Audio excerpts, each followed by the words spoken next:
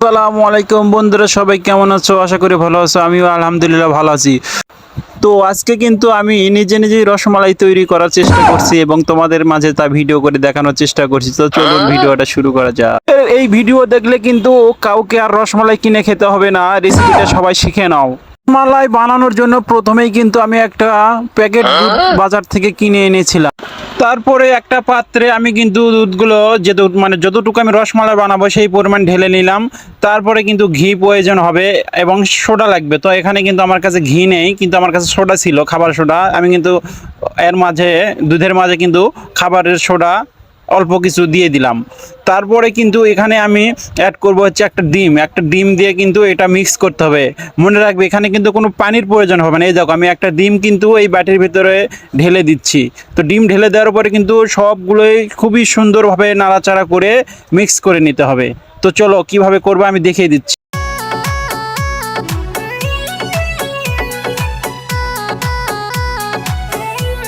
তো এই পাত্রে কিন্তু আমার হচ্ছে না, যার কারণে আমি বড় একটা ট্রেতে উঠিয়ে নিই, তারপরে আবার মাখামাখি শুরু করে দেই। ফাইনালি কিন্তু আমার মাখামাখি কাজ শেষ। এখন কিন্তু রসমালাই বানানোর পালাও। তো আমি ছোট ছোট করে আমি গোল গোল করে নিচ্ছি। এই যে আমার কাছে যতগুলো আছে সেই পরিমাণে আমি গোল করব আর কি। তো আমার কিন্তু গোল করা শেষ। এখন রসমালাইয়ের জন্য রস তৈরির দরকার। তো পানির ভেতর চিনি এবং এই গুঁড়ার দুধ দিয়ে আমি কিন্তু রসমালাইয়ের জন্য দুধ তৈরি করে নেব, অর্থাৎ রস তৈরি করে নেব। আমি কিন্তু পানির মধ্যে গুঁড়া দুধ এবং চিনি মিক্স করে জাল দেবো। এখন তো সবাই এভাবে আর কি করে নেবে। তারপরে কিন্তু জাল চালিয়ে দিয়ে অনেক ফুটন্ত করতে ফুটিয়ে তুলতে হবে যাতে সেদ্ধ হয়ে যায়। তো আমি ফাঁকে ফাঁকে কিন্তু এই গুঁড়া দুধ খাচ্ছিলাম নিজেই। এবং আরও টেস্টি করার জন্য এর ভেতর কিশমিশ বাদাম অথবা তেজপাতা দিতে পারেন। তো আমার কাছে কিশমিশ বাদাম ছিল, আমি কিন্তু কিশমিশ বাদাম এর ভেতরে দিয়ে দিয়েছি।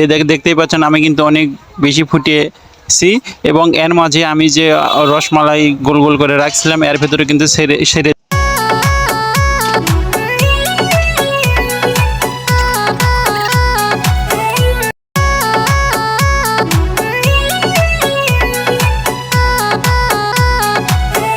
অনেকক্ষণ কিন্তু সেদ্ধ করার পরে এরকম একটা লুক চলে আসছে। তো মোটামুটি আমার কিন্তু কাজ শেষের দিকে।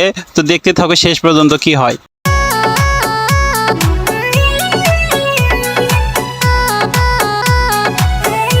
ফাইনালি কিন্তু আমাদের যে লুকটা এসেছে তা দেখতে মোটেও প্রস্তুত ছিলাম না আমি। তো যাই হোক, ভিডিও দেখে যে আসলে অন্য একটা কিছু ভালো কিছু বানানো যায় না দেখে এটাই তার কিন্তু বাস্তব প্রমাণ। আর যদি দেখেই সব কিছু হতো বা শুনেই সব কিছু হতো তাহলে কিন্তু কোনো দোকান চলতো না। যাই হোক, যতটুকু চেষ্টা করেছি খেতে একদমই বাজে হয়েছে, মিষ্টি কম হয়েছে। যাই হোক, এটা রসমালাইয়ের ধারে কাছেও নেই। যেটুকু কাজ করেছি সব বেথা ভাই। ছোট বোনের কাছ থেকে এতক্ষণ ধরে ভিডিও করে নিয়েছিলাম, সেটাও ব্যথা গেল। তো যাই হোক, ভিডিওটা তো তাও কমপ্লিট করতে পারছি, এটাই আলহামদুলিল্লাহ।